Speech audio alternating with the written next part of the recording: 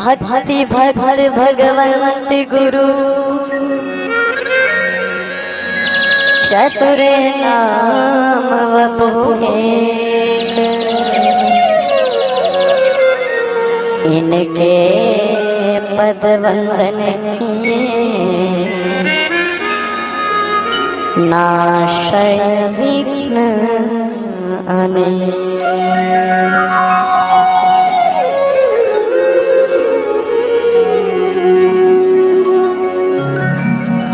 सियावर रामचंद्र जी की जय,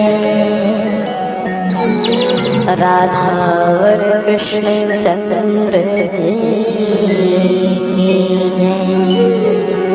बोलो भाई सब संतन की जय। वृंदावन कृष्ण बलराम जी की जय।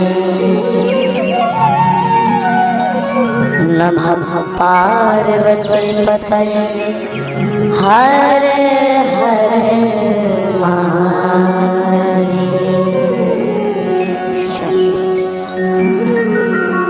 आइए मनवाणी की पवित्रता के लिए कुछ क्षण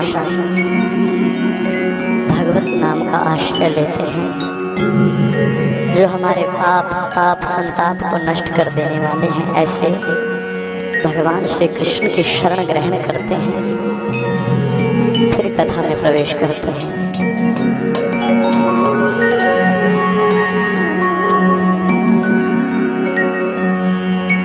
श्री कृष्ण गोविंद हरे मुरारे, हे नाथ नारायण वासुदेवा। श्री कृष्ण गोविंद हरे मुरारे, हे नाथ नारायण वासुदेवा। श्री कृष्ण गोविंद हरे मुरारे, हे नाथ नारायण वासुदेवा। कृष्ण गोविंद हरे मुरारे, हे नाथ नारायण वासुदेवा। हे नाथ नारायण वासुदेवा, हे नाथ नारायण वासुदेवा।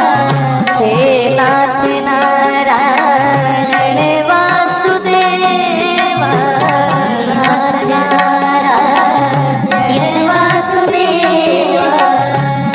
नाथ नारायण वासुदेवा। हे नाथ नारायण वासुदेवा। श्री कृष्ण गोविंद हरे मुरारे, हे नाथ नारायण वासुदेवा। श्री कृष्ण गोविंद हरे मुरारे, नारायण गायन हरि बोल।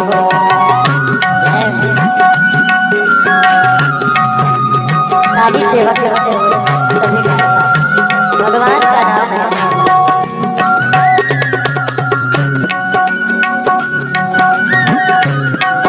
श्री राधा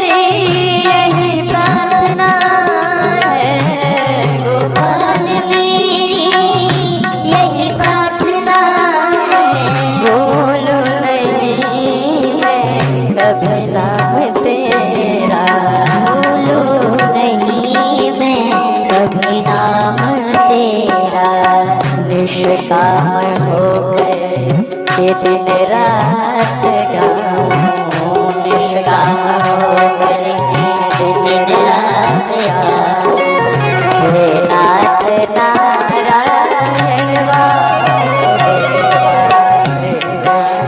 गोविंद हरे मुरारे हे नाथ नारायण वासुदेव श्री कृष्ण गोविंद हरे मुरारे हे नाथ नारायण वासुदेव श्री कृष्ण गोविंद हरे मुरारे हे नाथ नारायण वासुदेव हे नाथ नारायण वासुदेव नाथ नारायण वासुदेव हे नाथ नारायण वासुदेव हे नाथ नारायण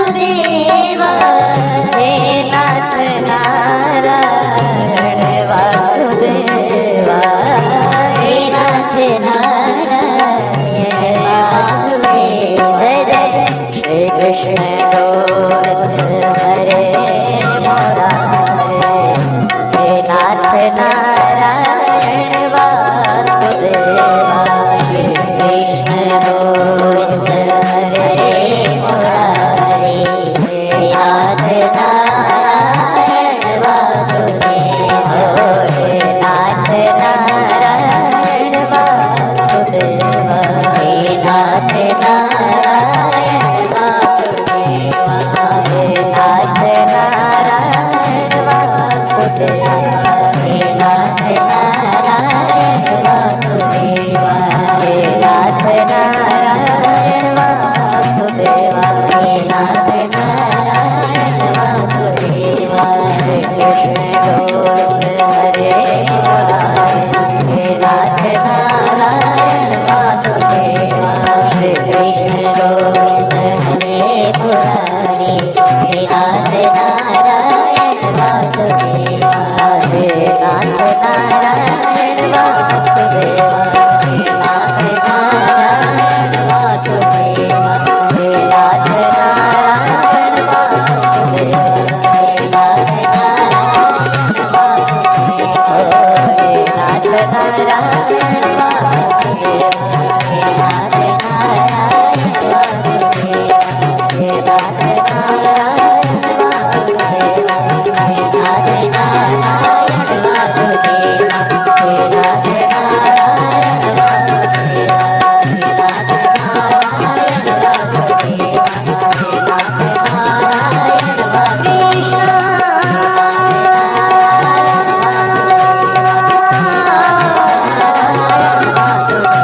हरे कृष्ण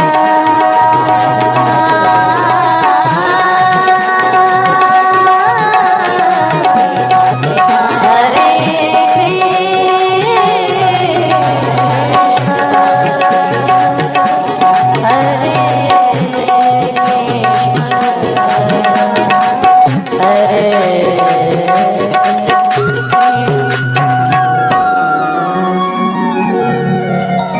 बोलिए श्री राधा कृष्ण भगवान की जय उमापति महादेव की जय सियावर रामचंद्र भगवान की जय जय श्री राधे जय जय श्री राधे जय जय श्री राधे परम मंगलमय प्रार्थना अखिलेश्वर चराचर जगत में विराजमान आनंद कंद भगवान श्री कृष्णचंद्र जी की वांगमयी प्रतिमूर्ति श्रीमद् भागवत महापुराण ग्राम देवता स्थान देवता कुल देवता भगवती कुलजा माता के चरणों में कोटिशाह नमन करते हुए परम आदरणीय प्रातः स्मरणीय पूजनीय पूज्य गुरुदेव महाराज जी के चरणों में कोटि कोटि वंदन करते हुए अत्र उपस्थित ब्राह्मण देवताओं के चरणों में नमन। माँ गंगा यमुना सरस्वती स्वरूपा मातृशक्ति देवियाँ और परीक्षित स्वरूप श्रोतागण महाराज, ध्रुव प्रहलाद स्वरूप नन्हे नन्हे बाल वृंद, व्यासपीठ से आप सभी का हार्दिक अभिनंदन। प्रेम से कहो जय श्री कृष्ण। परम सौभाग्य का अवसर है, धन्य है वो पुण्यात्मा जिनकी पुण्य स्मृति में ये श्रीमद् भागवत महापुराण की कथा का आयोजन चल रहा है। हमारे यजमान श्रीमती संध्या देवी जी एवं श्रीमान भूपेंद्र सिंह जी और इनका समस्त परिवार मिलकर जो है इस कथा का आयोजन कर रहे हैं। ये परम सौभाग्य का विषय है। ये समय हर किसी को नहीं मिलता। जिसके ऊपर मेरे ठाकुर जी की कृपा होती है, भगवान श्री कृष्ण की कृपा होती है, उन्हीं के घर में इनका पदार्पण होता है, इनका आगमन होता है। और ये उस आत्मा के, उस जीवात्मा के पुण्य है जिनके पुण्य स्मृति में ये भागवत की कथा हो रही है।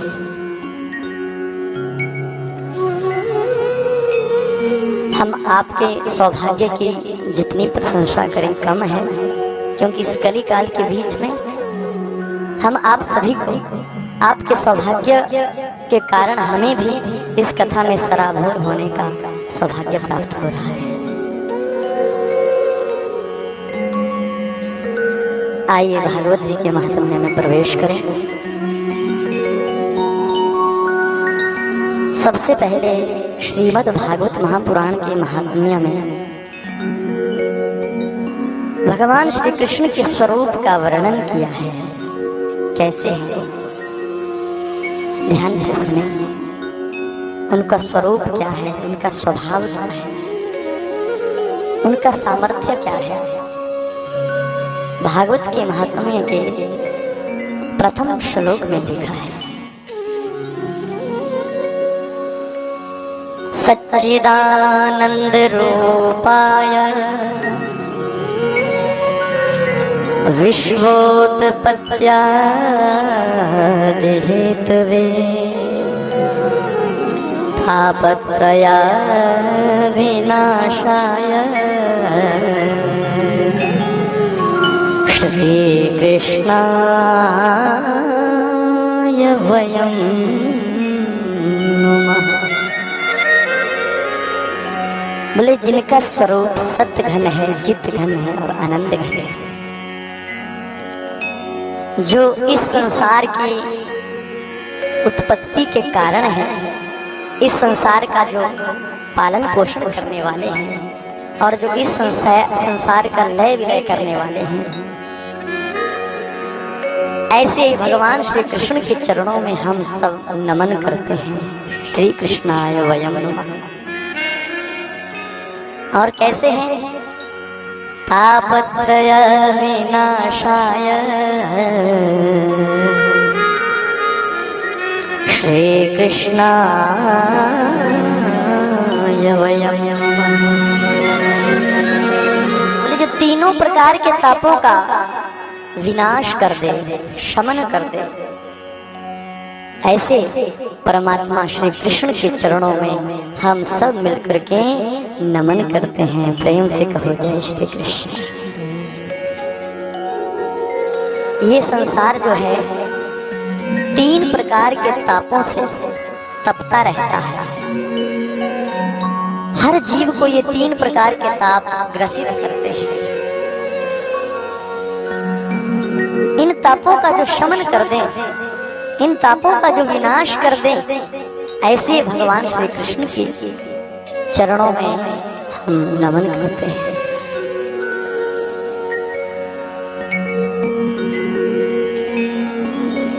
दूसरे श्लोक में सुखदेव जी की स्तुति आई है और महाराज तीसरे श्लोक से यहाँ पर शौनक आदि 88,000 ऋषि मुनियों का और सूत जी महाराज जी का संवाद प्रारंभ होता है। नैमिषारण्य के पावन भूमि पर शौनकादि 88,000 ऋषि मुनि विराजमान हैं। जिस तरह से आप सभी कथा श्रवण के लिए बैठे हैं, उसी तरह से शौनकादि 88,000 ऋषि मुनि नैमिष क्षेत्र में बैठे हैं, नैमिषारण्य में। और मुख्य वक्ता सूत जी महाराज हैं, जो शौनकादि 88,000 ऋषि मुनियों को इस भागवत धर्म का उपदेश कर रहे हैं। शौनकादि 88,000 ऋषि मुनि इसी कलयुग के डर से, कलयुग के भय से वहां पर बैठे हैं। शौनक जी महाराज सबसे आगे श्रोता बनकर के बैठे हैं और सभी श्रोताओं का प्रतिनिधित्व कर रहे हैं। सभी श्रोताओं की ओर से प्रश्न पूछते हैं। सबसे पहले तो शौनक जी ने यहाँ पर सूत जी महाराज जी की प्रशंसा की। क्या कहा? अज्ञान ध्वंत विध्वंस कोटि सूर्य समप्रभा सुताख्यान कथा सारम मम करुणा रसायनम। हे सूत जी महाराज, आप ज्ञान के भंडार हैं, आपके पास ज्ञान का प्रकाश है। कितना प्रकाश है? बोले इस त्रिभुवन के सूर्य में, त्रिभुवन के अंधकार को दूर करने के लिए प्रकाश है, लेकिन आप ऐसे महात्मा है, ऐसे संत हैं महाराज, कि हम जैसे प्राणियों के घोर अंधकार को दूर करने के लिए, अज्ञान रूपी अंधकार को दूर करने के लिए आपके पास कोटि सूर्य समप्रभा, कोटि सूर्य के समान प्रकाश है।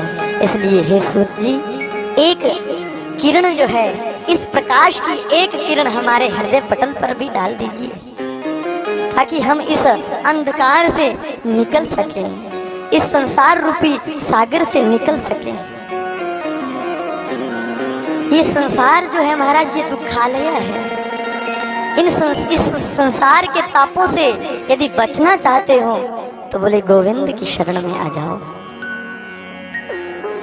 भागवत की शरण में आ जाओ, सुख शास्त्र की शरण में आ जाओ। तो शौनक जी महाराज जानते हैं कि सूत जी महाराज इतिहास के जानकार है, कथाओं के जानकार है। इसलिए बड़ा सुंदर यहाँ पर प्रश्न पूछे हैं। एक प्रश्न नहीं, बहुत से प्रश्न। पहले तो प्रशंसा की। देखो, वक्ता की प्रशंसा तो करनी ही पड़ती है। जब वक्ता की प्रशंसा करेंगे ना, तो वक्ता और गहरा जाने का प्रयास करता है। पर वक्ता प्रशंसनीय भी हो, झूठी प्रशंसा नहीं करनी चाहिए। हाँ, अगर लगे कि बात आत्मा तक पहुंच रही है, हमारे आत्म तत्व को छू रही है बात, तो प्रशंसा कर दो। हो सकता है वो कथा वक्ता और डूबने का प्रयास करें। प्रेम से कहो जय श्री कृष्ण।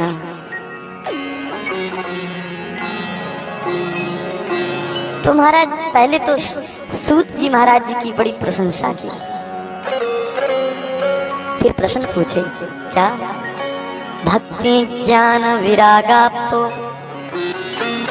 विवेको वर्धते महान् माया मोह निरासश्च वैष्णवः क्रियते कथम। ये सूत जी महाराज, ये जो वैष्णव लोग हैं, ये माया मोह से बचने के लिए कौन सा सत्कार्य करते हैं? भक्ति को बढ़ाने के लिए, वैराग्य को बढ़ाने के लिए, ज्ञान को बढ़ाने के लिए ये कौन सा कार्य करते हैं? क्या करते हैं? महाराज कृपा करके आप हमें बताइए कि ये वैष्णव जन भगवान के प्यारे भक्त वैष्णव किस तरह से भक्ति को बढ़ाने का, ज्ञान को बढ़ाने का, विवेक को बढ़ाने का, वैराग्य को बढ़ाने का सत्कार्य करते हैं। जब ये प्रश्न पूछे ना तो सूत जी महाराज गदगद हो गए। ऋषियों, तुम्हारे प्रश्न समस्त संसार के हित के लिए है। सुनो, आपका मेरे प्रति इतना प्रेम है, इतनी प्रीति है, इतनी श्रद्धा है, विश्वास है, तो सुनो। जितना मैंने सुना है अपने गुरु के मुख से उतना मैं आपको सुना रहा हूं। सूत जी महाराज कह रहे हैं, ऋषियों, इस संसार में सबसे अधिक भय यदि लगता है तो मृत्यु से लगता है, और मृत्यु के भय को भी दूर करने के लिए ये शुक शास्त्र का निर्माण हुआ है। काल व्याल मुख ग्रास त्रास निर्नाश हेतवे श्रीमद् भागवतम शास्त्रम कलौकीरेण भाषितम। इस काल रूपी व्याल संसार में मृत्यु का भय सबको त्रसित करता है। ये जो संसार है ना, इसे काल रूप कहा है महाराज। काल रूपी व्याल है, ये सर्प है, और इस सर्प के मुख में हम आप सभी जीव बैठे हुए हैं। कब तक जीवित है? बोले जब तक ये सर्प अपने मुख को बंद नहीं कर देता तब तक जीवित है। बोले इस मृत्यु के भय को दूर करने के लिए श्रीमद् भागवतम शास्त्रम कलौकीरेण भाषितम। सुखदेव जी के द्वारा कली काल के बीच में ये श्रीमद् भागवत महापुराण का गान हुआ है, गाया गया है। इसलिए यही वो साधन है जिससे भक्ति का उद्गम होता है, वैराग्य का उद्गम होता है, ज्ञान बढ़ता है, विवेक की प्राप्ति होती है। ऋषियों देखो, महाराज परीक्षित को भी मरने का ही भय हुआ। अगर राजा परीक्षित को मरने का भय नहीं होता तो ईमानदारी से बताना, राजा परीक्षित का राजपाट छूटता? नहीं छूटता। क्यों छूटा? जब पता चला कि मेरे पास मात्र 7 ही दिन है, 7 ही दिवस है, मुझे कोई अपनी मुक्ति का साधन ढूंढ लेना चाहिए। तो मृत्यु के भय के कारण घर छूट गया, राजपाट छूटा, और गंगा के पावन तट पर पहुंचे। जैसे ही गंगा के पावन तट पर पहुंचे, बस मन में एक ही प्रश्न चल रहा है, जल्दी मरने वाले को क्या करना चाहिए। राजा परीक्षित बड़े धर्मात्मा राजा थे, आगे कथा आएगी, कल की कथा में कथा आएगी। जल्दी मरने वाले को क्या करना चाहिए, ये प्रश्न चल रहा था। संतों की कृपा थी तो संतों का आगमन हो गया। अनेकों संत महात्मा वहां पर पधारे महाराज। ब्रह्म ऋषि, राज ऋषि, देव ऋषि पधारे। सबसे राजा परीक्षित यही पूछ रहे हैं, मरने वाले को क्या करना चाहिए, जो जल्दी मरने वाला हो। कोई भी इस प्रश्न का उत्तर नहीं दे पा रहा है। उन्हीं दिनों वहां पर एक अवधूत महात्मा, अवधूत संत सुखदेव जी का आगमन उस गंगा के पावन तट पर हुआ। तो राजा परीक्षित ने उनसे प्रश्न पूछा, तो उनसे प्रश्न जब पूछा तो उस प्रश्न का उत्तर देते हुए सुखदेव जी श्रीमद् भागवतामृत का पान राजा परीक्षित को कराने लगे। तो देखते ही देखते स्वर्ग से देवता लोग अपना सुधा कुंभम घृत्वैव देवा तत्र समागमन। देखते ही देखते देवता लोग जो है वहां पर पधार गए, और सुखदेव जी के आगे वो अमृत का कलश धरा। महाराज, राजा परीक्षित को मरने का ही तो भय है। आप राजा परीक्षित को इस कथामृत को, इस सुधामृत को पिलाइए। और ये जो कथामृत आप राजा परीक्षित को पिला रहे हैं, ये हमें पिलाइए। सुखदेव जी मन में सोचने लगे, अरे ये देवता लोग कब से परमार्थी हो गए, ये तो स्वार्थ की बात किया करते हैं। ध्यान से सुनना, इस कथा की महिमा को स्वामी सुखदेव जी ने स्वर्ग का अमृत इस कथामृत के आगे ठुकरा दिया। कह दिया, अरे देवताओं, तुम स्वार्थी बनकर के आए। क्व सुधा क्व कथा लोके क्व काचः क्व मणिर्महान ब्रह्मरातो विचार एवं तदा देवान जहासः। बोले कहाँ स्वर्ग का अमृत और कहाँ ये कथा अमृत।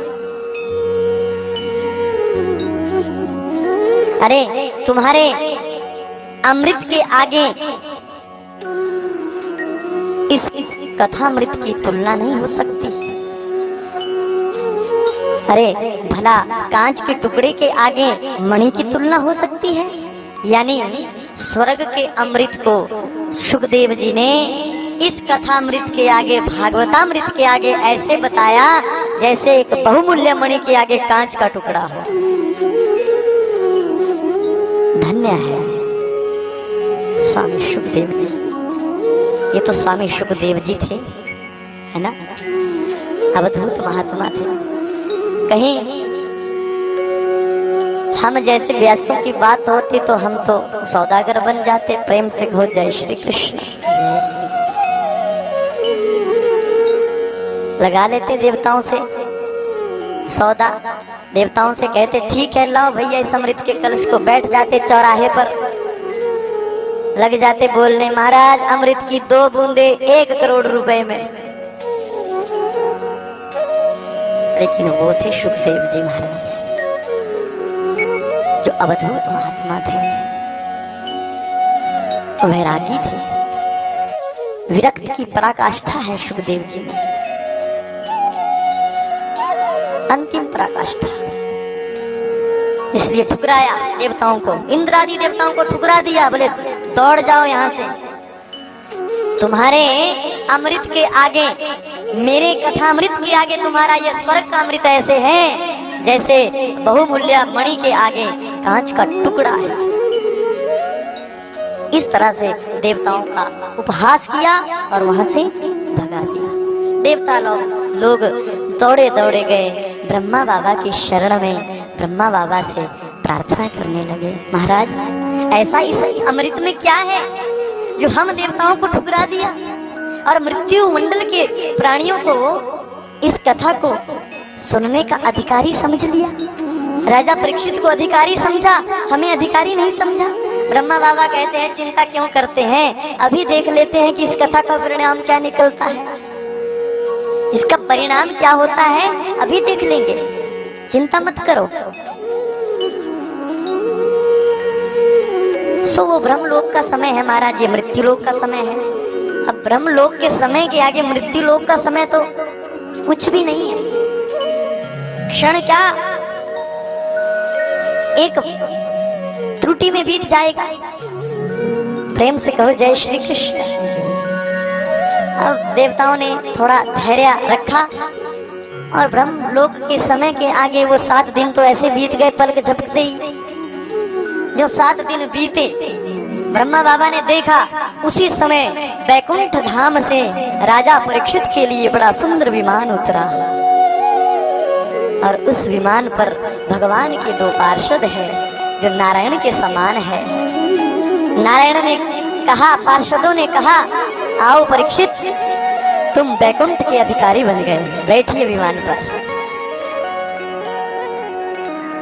सारे देवता जो है आश्चर्यचकित हो गए, धन्य हो गए और ब्रह्मा बाबा भी बड़े आश्चर्यचकित हुए। ब्रह्मा बाबा ने देखा, अरे इस भागवतामृत में इतनी शक्ति, जरा देखे तो सही कि इसमें है क्या। तो ब्रह्मा बाबा ने क्या किया, राज्यो मोक्षम तथा वीक्ष पूरा धाता पे विस्मिता सत्यलोके तुलां बद्ध्वा तोलयत् साधना ब्रह्मा बाबा ने सत्यलोक में तराजू को उठाया, एक तरफ को एक और सारे धर्म ग्रंथों को रखा, सभी साधनों को रखा, और एक पलड़े में श्रीमद् भागवत महापुराण के इस ग्रंथ को, इस पुराण को रखा। जो तौल करके देखा, उठा करके देखा तो भागवत का पलड़ा भारी हो गया। प्रेम से कहो जय श्री कृष्ण। पलड़ा भारी हो गया और ब्रह्मा बाबा ने गर्जना कर दी, घोषणा कर दी, गर्ज करके कहा, अरे श्रीमद् भागवत महापुराण ही है जो मुक्ति दानेन गर्जती, जो मुक्ति दान की गर्जना करता है, वो मात्र श्रीमद् भागवत महापुराण है। एकम भागवतम शास्त्रम मुक्ति दानेन गर्जती, घोषणा कर दी ब्रह्मा बाबा ने। तो महाराज देवता लोग बड़े प्रसन्न हुए, भागवत की महिमा का गान करने लगे, सत्संग की महिमा का गान करने लगे। अच्छा, सूत जी महाराज इस कथा को सुना रहे हैं। शौनक आदि 88,000 ऋषि मुनि